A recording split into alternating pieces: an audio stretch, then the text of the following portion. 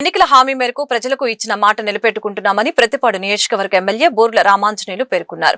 గుంటూరు నగరపాలక సంస్థ 41 డివిజన్ పరిధిలోని పుచ్చలపల్లి సుందరయ్య కాలనీ 3వ లైన్ నుండి 10 లైన్ వరకు నూతన సీసీ రోడ్ల నిర్మాణ పనులకి ఎమ్మెల్యే ఘనంగా శంకుస్థాపన చేశారు. ఈ సందర్భంగా ఆయన మీడియాతో మాట్లాడుతూ కూటమి ప్రభుత్వం ఎన్నికల సమయంలో ఇచ్చిన ప్రతి హామీలను ఒక్కొక్కటిగా అమలు చేస్తూ ప్రజల విశ్వాసాన్ని నిలబెట్టుకుంటుందని తెలియజేశారు.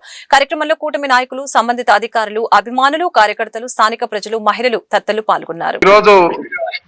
మన సుందరయ్య కాలనీలో 3వ లైన్ నుంచి 10వ లైన్ దాదాపుగా వైసీపీ పాలనలో పూర్తిగా నిర్లక్ష్యానికి గురైనటువంటి రోడ్లు.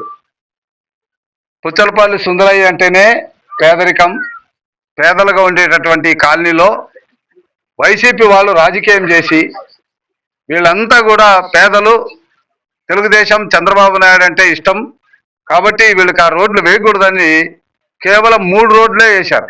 1, 2, 3. అయితే ఎలక్షన్ టైంలో వీళ్ళ పరిస్థితి చూసిన తర్వాత మా పేదలు ఉండేటటువంటి కాలనీలో వచ్చే 2 సంవత్సరాల లోపల రోడ్లు వేస్తామని చెప్పాం. ఈరోజు 50 లక్షల రూపాయలతో ఈ 6 రోడ్లు 7 రోడ్లు కూడా పూర్తి చేయడం అనేటువంటి జరుగుతుంది.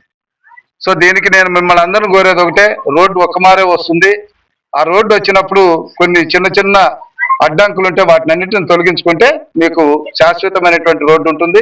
లేదా మీరు వంకరలు టింకర్లు చేసేసి రోడ్డు అట్లా చేసుకుంటే రేపు పొద్దున మీకు భవిష్యత్తు బాగుండదు.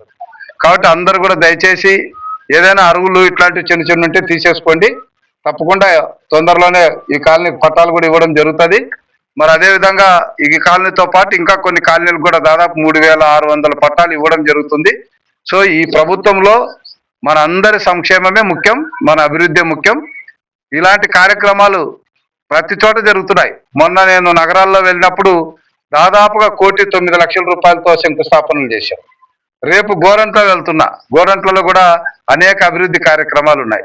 సో ఇలాగా ఏదైతే మేము మాట ఇచ్చామో ఆ మాట మేరకు పని చేయడం అనేటువంటి జరుగుతుంది. ఈరోజు కూటమి ప్రభుత్వాన్ని దీవిస్తున్నారు. ఎక్కడ పడినా అక్కడ కూటమి ప్రభుత్వం మళ్ళా రావాలి, కూటమి ప్రభుత్వం వర్ధిల్లాలన్నటువంటి నినాదం తప్ప వైసీపీ నాయకులు ఎక్కడా అని ఎతికినా కూడా భూతత్వంలో ఎతికినా